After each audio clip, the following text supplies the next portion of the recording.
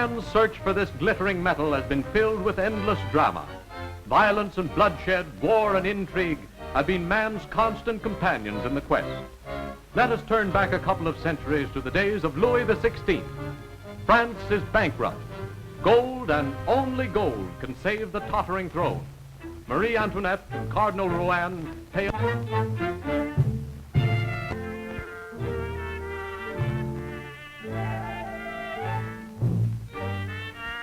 The king's confessor and his guiding genius.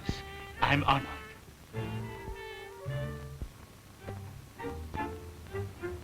One hears rumors of your incredible wealth. Can it be true, secret of transmuting base metal into gold? Rumor? Rumor is sometimes based upon fact. Then the power to save France from the horror of revolution may lie in this filthy cellar. Even that is possible. I command you, produce evidence of this amazing thing.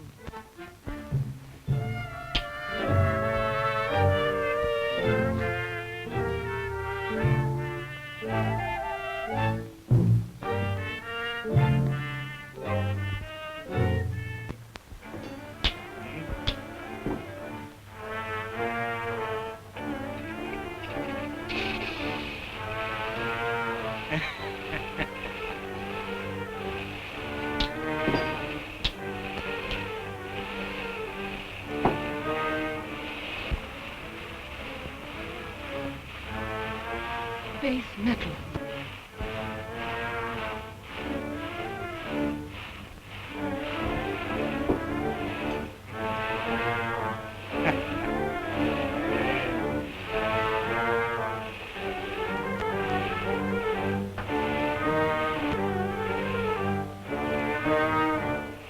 Gold to silence the curses of the rabble.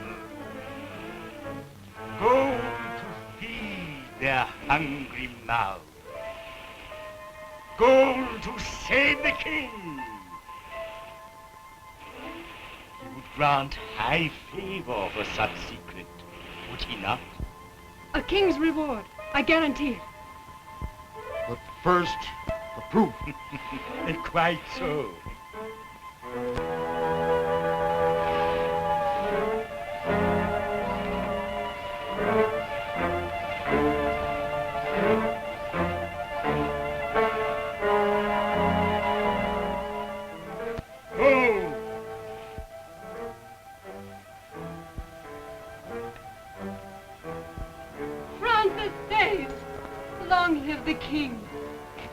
But France was not saved.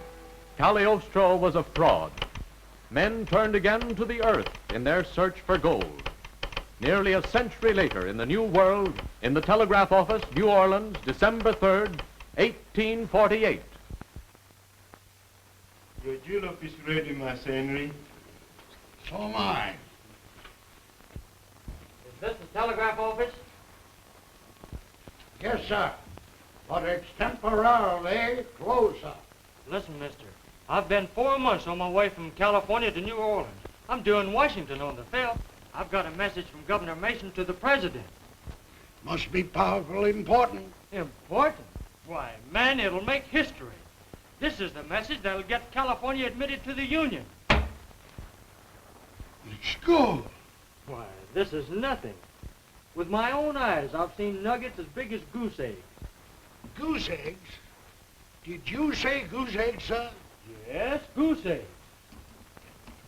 Hey, hold on there. Where you going? Going? I'm going to California. Let's hope the old telegraph operator was among the thousands of adventurers who crowded the mountains and valleys of California in the wildest, maddest gold rush the world has ever seen. Almost overnight, cities sprang up. Coloma Valley, cradle of the gold rush, where Marshall first discovered gold in California. Angel's Camp, where Mark Twain lived out on Jackass Hill. Here in this very cabin, young Mark Twain met many of the characters he later immortalized in his stories. Another ghost town, Virginia City. Its crumbling walls and narrow streets once echoed to the rumble of 1,000 covered wagons the roar of 45s, the shouts and laughter of 40,000 rich men, poor men, honest men, and thieves, all drawn by the richest strike the West ever knew, the famous Comstock Lode. $2 billion in gold, and the credit of a nation badly shaken by a long and costly civil war was saved by the golden flood that poured from the scarred hills of the Golden West. No region is too remote, too inaccessible for those who seek gold. This mine is surrounded by mountains so high and so steep, it proved impossible to build or maintain a railroad to haul away the ore. So straight over the mountains was built this tram line.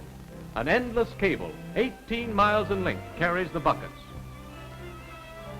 In fair weather or foul, when snow 20 feet deep blankets the rugged peaks and deep gorges, the buckets move calmly on, carrying the ore from mine to mill, and on the return trip bringing food, fuel, and equipment. Over 1,000 people are dependent on the cable for their supplies, and for transportation too when the snow comes. Another mine, the Idaho, Maryland at Grass Valley, one of the deepest gold mines in the world. The miners cling to the ore cars and are swiftly lowered into the shaft, which follows the rich veins of gold-bearing quartz over 1.5 miles below the surface. Electric railroads handle the ore. The trains collect the ore from storage bins into which it is dumped as it comes from the shaft. This railroad serves many shafts widely separated and transports the ore to the stamp mill where it is treated and the gold recovered. In addition to the surface railroad, this mine operates over 190 miles of railroad, thousands of feet below the surface. Giant floating steel dredges plow their way through the gravel like huge prehistoric monsters, digging their own channels and filling them up again as they proceed, floating in their own self-made lakes. Rivers and streams often shift their courses, and gravel that once lay at the bottom of a watercourse is now hard, dry land. When this land is flat and easily accessible, dredges are used. But when the gravel lies in some mountain gorge, another type of placer mining must be resorted to, hydraulic. Water is piped to the scene of operations, and under terrific pressure is forced through large nozzles. This powerful jet of water rapidly tears away the gold-bearing gravel, utilizing the same process of erosion employed by nature, but performing in a few seconds the work of centuries. The water carries the gravel, rock, and sand down the slope, where it is directed into sluice boxes. Here the gold settles to the bottom and is held, while the lighter substances are carried away. The gold is then floated over plates saturated with mercury to which the gold adheres, forming gold amalgam, which is then treated in a furnace. The mercury is driven off and the molten gold poured into forms. The ingots, when cooled, are weighed upon extremely accurate scales and are then ready for their trip to the treasury.